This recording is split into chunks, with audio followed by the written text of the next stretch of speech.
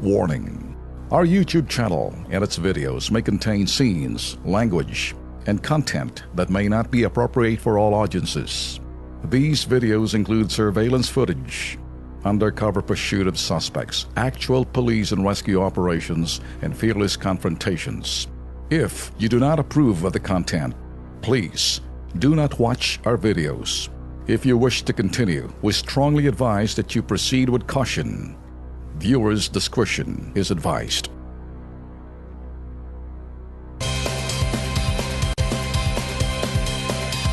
Kasama ho natin ngayon ang isa po nating nagrereklamo sa pasahodo. Walang iba kundi si Jaira Christy Fojas. Empleyado siya na isa pong gasoline station. Naglakas loobong tumungo dito sa Kilos Pronto para ho ireklamo ang Vicars Plus Gasoline Station. Dahil nga daw ho, yung pong kanilang sweldo, mas mababa daw ho sa minimum wage. Magkano ba minimum wage ngayon, direct? 418 ba? Tama? 418 pesos. Tanungin natin si Jaira. Magkano bang sweldo mo? 320 po. 320. Magkano difference nun? Mahina ako sa math eh. Magkano? 418 less 320. Magkano kulang? 481 po minimum ngayon. 481. Baliktad kayo 481. Mabuti pa doon si Jaira, kabisado. Okay. So 481, kulang pa sila ng 100 plus. 160 plus. So, bakit nagaganon? Ilang taon ka na ba nagtatrabaho sa Vicars na yan? Gasoline 1 station? year and 1 month po. Kung 1 year ka na sa kumpanyang yan, bakit ngayon pa lang kayo umalma na mababang sweldo ninyo dyan? Umasa po kasi kami dun sa pangako nila na mag-iisang taon na nilalakad daw po nila yung minimum. Okay. Kaya hindi rin po kami umaksyon. Tapos, medical pa po kami kasi nga akala namin dahil din dun po doon. Kaya ngayon, naglakas loob po ako. Actually, dapat marami po kami. Kumbaga, iduda po muna nila yung duty nila. Nag-duty muna sila. Kaya ako po Pero ilang kayo dyan sa Vicars ang nagre-reklamo ng mga empleyado? Actually, lahat po Lahat? Ganun rin. Under minimum wage. Mababa sa minimum wage.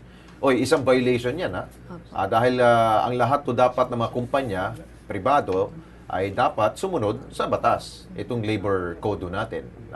Kung 481, dapat sumunod sila. Opo. Ano daw sabi? Na-meet naman ninyo lahat ng mga requirements ninyo? Nagawa na ho ninyo? Medical ninyo? Kompleto na ho? Opo. Oo. Nag-medical po kami last September pa.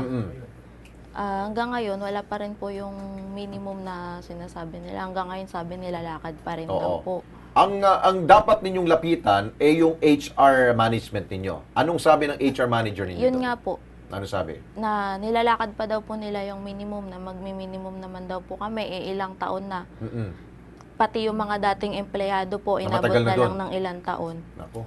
Okay, nasa linya ko ngayon po si Marian Jane Alumbro. Siya po ang Labor Laws Compliance Officer po ng Dole NCR. Ma'am Marian, magandang gabi ho sa inyo. Magandang gabi po din po, sir. Opo, I'm sure hindi siguro to bagong reklamo. Kapag ang isa pong kumpanya, private company na hindi po sumusunod po sa pasahod at minimum wage natin is 481, pero dito po may nagrereklamo si Jaira, ang kanya pong sweldo kada araw po ay 320 pesos. Yan po ba ay violation, ma'am? Yes po, sir. According to our wage order number 20, naging effective po yun June 2 last year. Yes.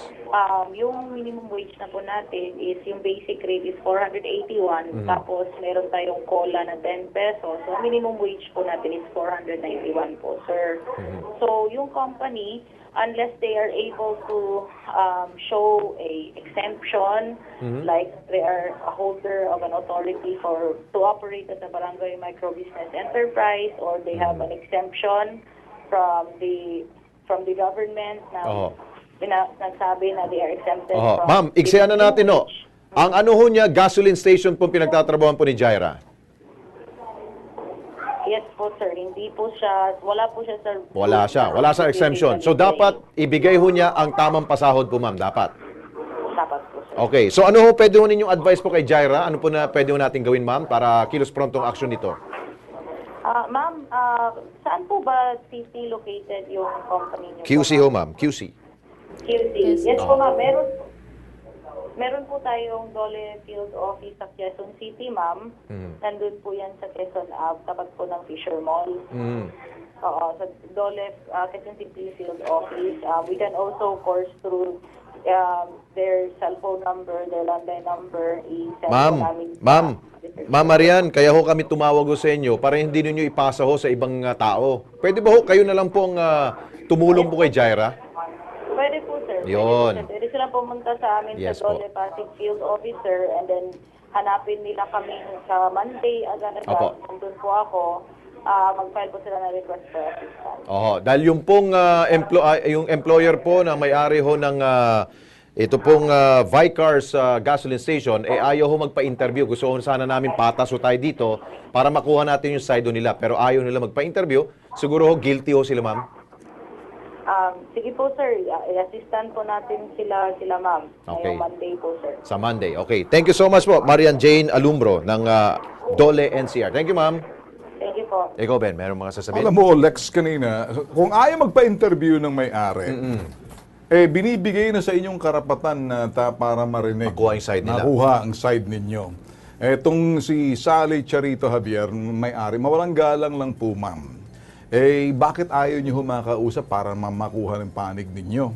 Hindi naman ho siguro krimen itong ginawa ninyo. Although paglabag sa batas, sa susunod kapag kayo tinawagan ho, samantalahin nyo na yung pinagkakaloob sa inyo. Huwag na kayo magtago. O sino man, kapag tinawagan kayo ng kilos pronto, pinagkakaloob ang inyong karapatan na marinig at magpaliwanag nang sa gayon, makuha ang panig ninyo. Kung nagtatago kayo, nahihirapan kami, mag-iisip tuloy ang tao na talagang may tinatago kayo eh. At ang tinatago nyo, paglabag sa batas. Ayun. Hindi naman namin sinasabing criminal kayo.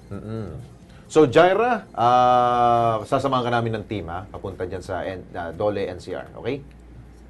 Sige, thank you. Bakit ganun, Lex? Ang daming mga Hindi sumusunod. pasaway na mga Hindi sumusunod. Sabi ko naman, di ba, kung yan, kausap mo talaga si Secretary Bebot Bello, sasabihin niya, it's a criminal offense. Pag ginawa mong, nako, Mario. Ang dami mga pasaway talaga ng mga employer. Hindi lahat may ilan po. Okay.